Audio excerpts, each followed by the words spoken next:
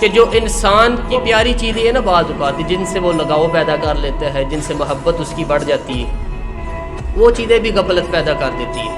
ان میں دو چیزوں کا تو قرآن پاک نے نام لے کے بھی ذکر کیا ہے، ویسے وہ ڈھیر ساری چیزیں ہیں، ایک دو چیز نہیں۔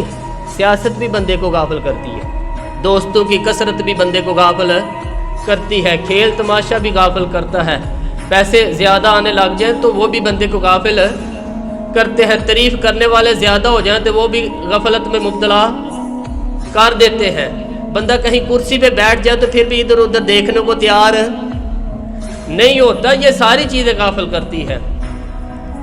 لیکن دو چیزوں کا نام لیا قرآن پاک نے، فرمایا یا ایھا الذین آمنوا لا تلھکم اموالکم ولا اولادکم عن ذکر اللہ، فرمایا اے ایمان والو کہیں ایسا نہ ہو کہ تمہاری اولاد اور تمہارا مال تمہیں اللہ کی یاد سے غافل کر دے۔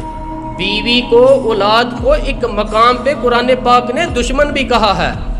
کب؟ جب یہ تمہیں کہے کہ حرام کما کے لا، جب یہ تمہیں کہے کہ ہمیں جس طرح کا مرضی مال دو، جب یہ تمہیں کہ نجائز کرو، یہ تو دشمنی کر رہے ہیں تمہارے ساتھ۔ یہ مال اور اولاد یہ بندے کو غافل کر دیتی ہے۔ کاروبار کرنا، بچے پالنا، یہ ایک جز ہے زندگی کا، یہ کل زندگی نہیں ہے۔ کل زندگی تو یہ ہے کہ آپ نے دین کے لیے کیا کیا، ملت کے لیے کیا کیا، ملک کے لیے کیا کیا، غریب کے لیے کیا کیا۔